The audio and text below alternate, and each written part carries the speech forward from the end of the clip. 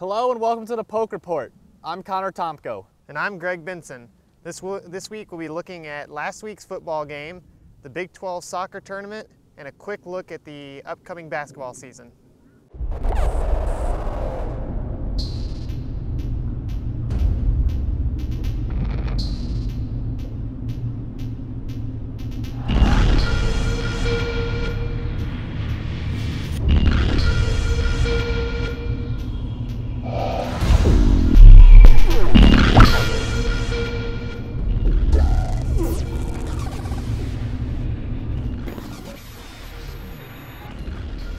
After a tough homecoming defeat to West Virginia, the Cowboys traveled to Manhattan to take on the 9th-ranked Kansas State Wildcats. The Cowboys are looking to snap a 2-game losing streak and look to become bowl eligible for a 9th consecutive season. We sent a team to cover the game, and here's Sydney Gray with the recap. The Cowboys' hopes of ending their 2-game losing streak were crushed this weekend in a 48-14 loss to Kansas State. OSU's normally shaky offense started strong in the first drive against the Wildcats. Running back Tyreek Hill did most of the work, including a 2-yard carry into the end zone after a 34-yard reception to give the Cowboys a 7-point lead. The Cowboys' success was short-lived.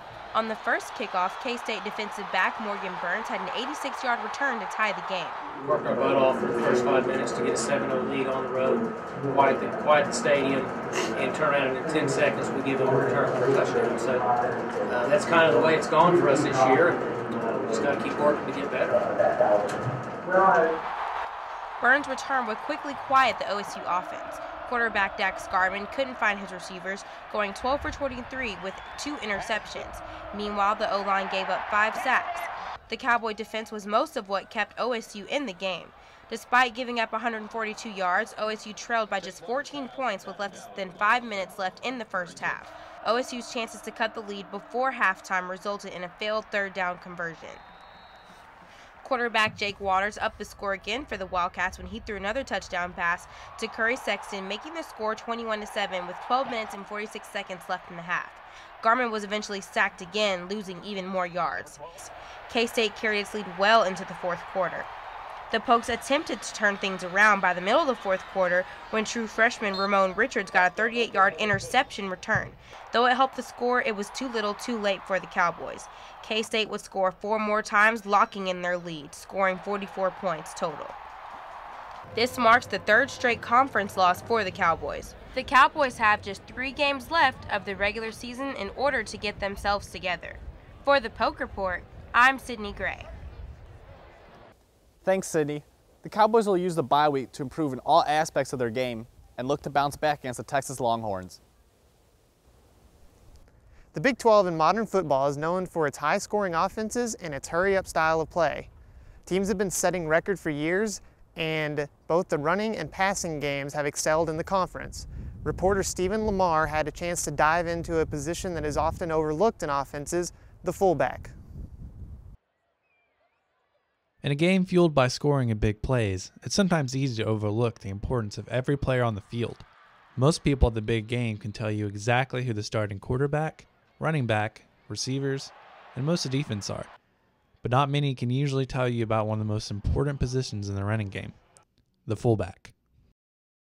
From Jim Brown to John Kuhn, fullbacks have been clearing a path for halfbacks everywhere, and for the most part flying under the radar of stardom. Fullbacks are generally tight-end-sized players who play in a run-heavy formation and serve as the lead blocker for the running back. In today's pass-first atmosphere, the fullback's role has changed over time, and teams have had to become creative in how they use the big blockers. I think fullbacks are still essential, but they're just not used as much. Especially with Oklahoma State, you don't see the fullback nearly as often. The Big 12's explosive offenses in recent years has changed how the game is played. And while it has diminished the role of the fullback, they're still being used in creative ways by offenses, not only in the running game, but in the passing game as well.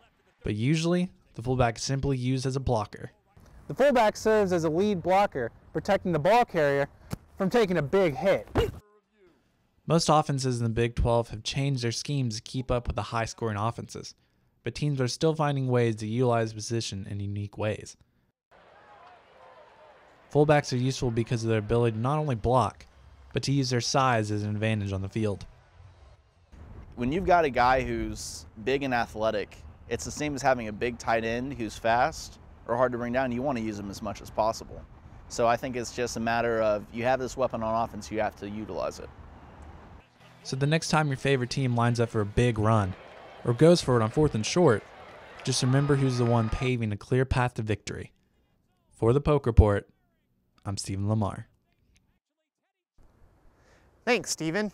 Oklahoma State has primarily used their fullbacks for the running game and blocking, though Jeremy Seaton and Teddy Johnson have a combined 5 receptions for 62 yards and 1 touchdown this season.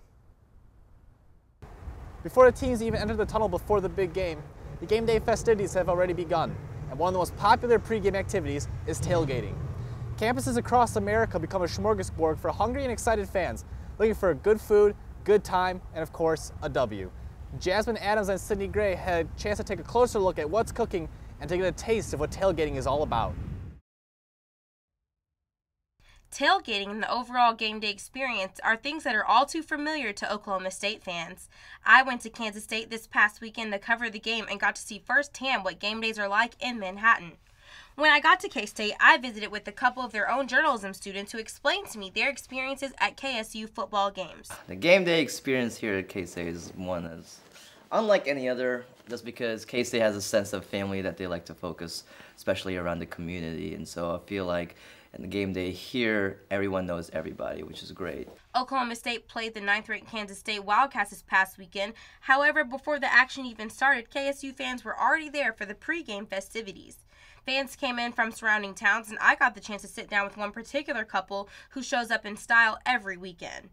Melody and Chuck Sexton have been using this K-State themed bus for more than 2 years to tailgate at games. They can agree that K-State fans are the nicest and most polite people in the nation. The couple also said one of their goals is to cover the ceiling of the bus with pictures with friends and family from different game days. We're like, well, we should get a bus. And lo and behold, you dropped me off at work, and he was going down Kimball, and you found this bus, right? Which is a main road in town. So while you're used to seeing RVs, this couple got a bit more creative. We're here right where the Wildcats and the Pokes meet. As you can see, there's Kansas State fans to the right and OSU fans to the left, but everyone joins together just to tailgate and have some fun before this game. I also got to sit down with some of the OSU Cowboy family as we made it to the other side where RVs were lined up across the street from Bill Snyder Family Stadium. We found one lone OSU fan tailgating in something that would catch anyone's eyes. Well, this is the first one I've been to. We just wanted to come. I've heard Manhattan was a good little town, so we wanted to come check it out, see what it was about, and kind of try our tailgater on the road. Gus Johnson is an OSU fan who came to Kansas simply to tailgate. He doesn't even go into the games, but instead he enjoys his time outside with a friend. Johnson built his own OSU-themed pop-up camper from the frame up. He calls it a work in progress, though it has some pretty cool amenities like a satellite TV that slides up and down. Johnson also said he likes tailgating at OSU more because there are a lot more fans outside and he can get new ideas. He named his camper the Pop-Up Posse and hopes to use it even more next season. There are obvious differences in the ways in which the fans tailgate, but they do have one thing in common. They really do love their team. For the Poke Report, I'm Sydney Gray. Thanks, Jasmine and Sydney. If that look at tailgating didn't satisfy your taste buds, be sure to get to Boone Pickens Stadium early so you can be part of the experience. We'll take a quick break, but when we come back, we'll look at women's soccer and their progress toward a Big 12 championship. Welcome back to the Poke Report, where we take an in-depth look at what's going on in the Oklahoma State sports world. The women's soccer team had a tough finale in the Big 12 conference against Texas and Austin, where they have only won once. They look to win in Austin and ride that momentum into the Big 12 championships. Reporter Geraldine Blaine takes a deeper look into the game against Texas and Austin. In preseason, coaches could see the potential in the OSU Cowgirls. OSU was picked to finish third in team standings. But 6 games into the season, it seemed all of the potential was left injured on the sidelines or in unlucky circumstances. The first win of the season came when the Cowgirls beat California Polytechnic State University 2-1. The Cowgirls started fighting to get back on the board and start living up to their potential. This win was followed by 5 more victories, lifting the spirits of everyone on the team. The last win of regular season came last Friday night. The Cowgirls traveled to Austin, Texas to attempt to secure their spot in the Big 12 rankings. The first goal came when Anna Beffer tried to drive it into the back of the net when Texas's Julie Arnold attempted to head the ball away. It deflected and landed inside the goal. With the Cowgirls up 1-0, it wasn't until the 39th minute that Texas got even. Lindsey Meyer of Texas stepped up to take a penalty kick that slipped through the hands of Rosa Medina. With only 1 minute and 30 seconds left of the game, time was running out. Courtney Dyke was given a chance when the ball bounced to her a mere 4 yards from the net. She took the winning shot to secure the Cowgirls' number 2 spot in the Big 12. But the success did not stop there. Junior midfielder Allie Stevenson, junior forward Madison Mercado, sophomore defender Natalie Calhoun, and sophomore forward Courtney Dyke all were named to the 2014 All-Big 12 Conference soccer team. The Cowgirls will travel to Kansas City, Missouri this week to compete in the Big 12 Soccer Championship with the memory of the losing streak from the beginning of the season far behind them. For the Poke Report, I'm Geraldine Blaine. Thanks, Geraldine. The Cowgirls' victory was only the second win ever in Austin, allowing the team to finish second in Big 12 Conference play with a 5-2-1 record and a 10-8-1 record overall. We're here with longtime sports journalist and art professor, Dr. Jared Johnson, to break down the Cowgirls' 1-0 defeat at the hands of Baylor in the opening game of the Big 12 tournament. Dr. Johnson, what went wrong for the Cowgirls? I think it was a matter of just coming out flat. You know, they were excited and amped up for the tournament, and we don't play very well from behind. Baylor's a really physical team, and they came out, and that early goal didn't happen for the Cowgirls.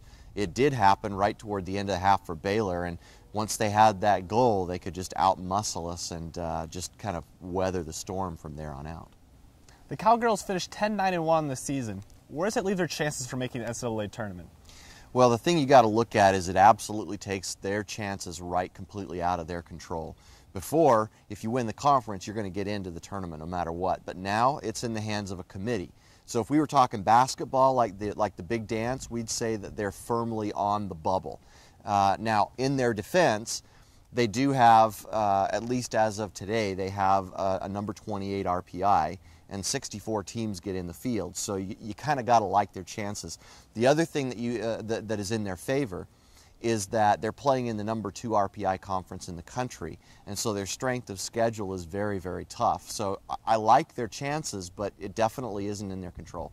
And should the Cowgirls not make it to the tournament, what are some positives they can take away from this season? There's a lot of positives they can take away from this season. Number one, they got a lot of players, some very valuable playing time.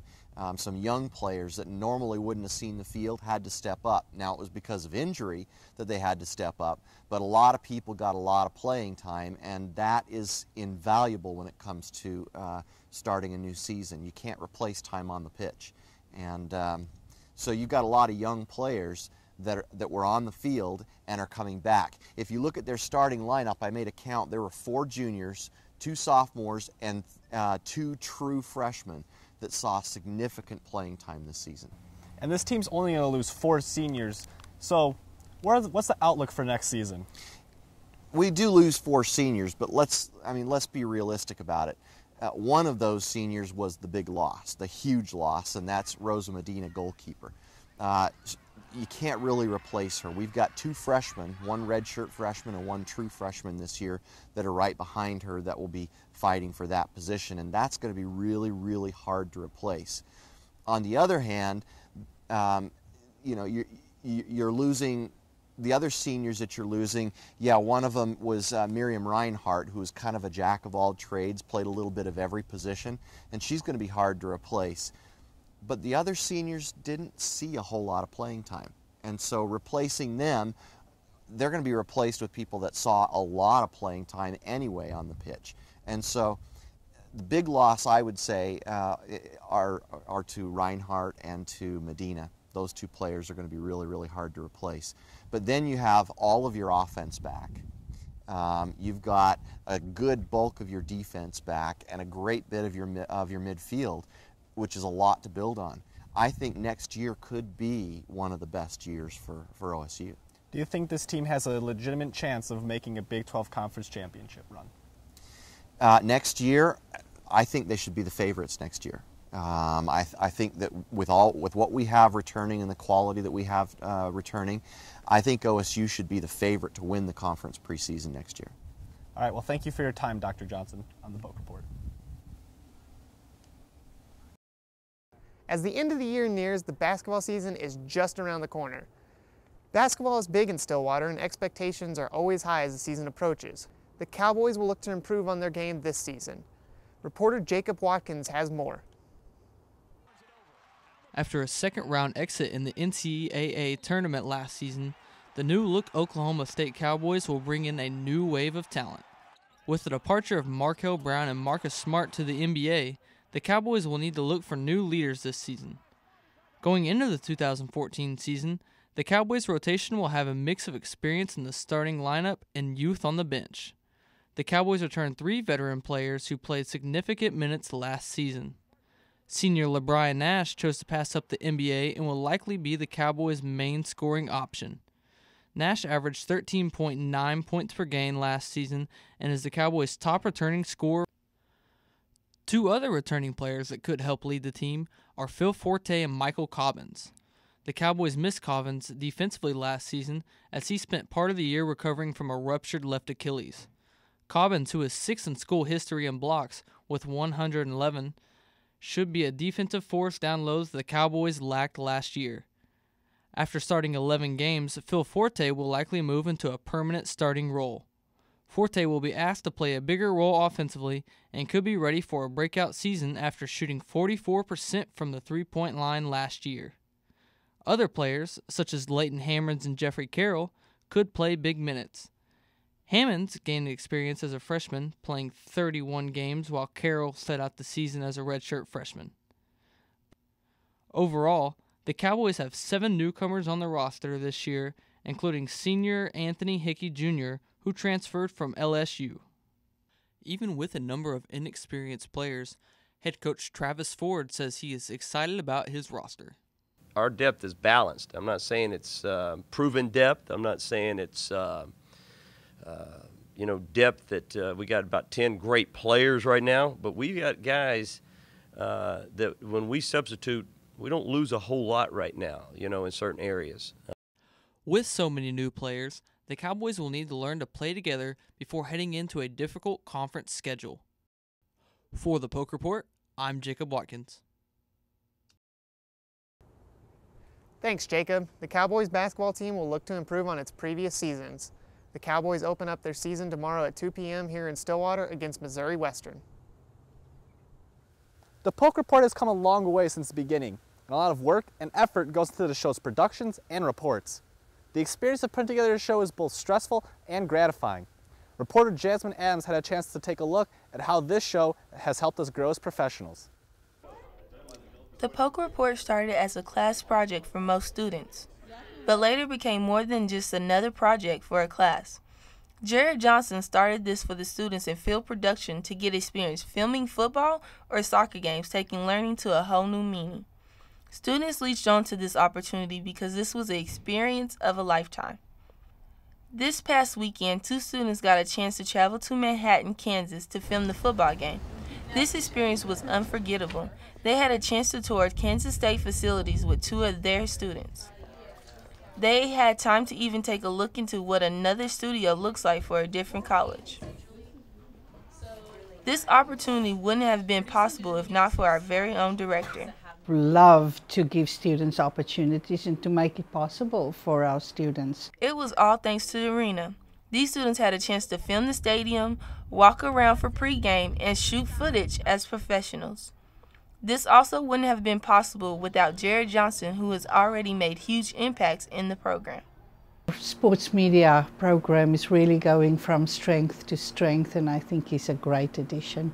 Hey guys, my name is Lindsay McNary from K-State HD-TV here in Manhattan, Kansas, and no one covers OSU sports like the Poke Report. The mere thought of having a Kansas State student putting up the pistols firing, only the Poke Report could get that on footage. Although the Poke Report is new, the students have already gained opportunities that will help build a bigger and brighter career. Watch the Poke Report on O State TV. As you heard, go watch the Poke Report and watch amazing students grow as professionals. For the Polk Report, this is Jasmine Adams. That's all we have this week on the Polk Report. Be sure to tune in next week to get all the latest on sports at Oklahoma State and for updates on the week's games and events. For the Polk Report, I'm Connor Tomko. And I'm Greg Benson.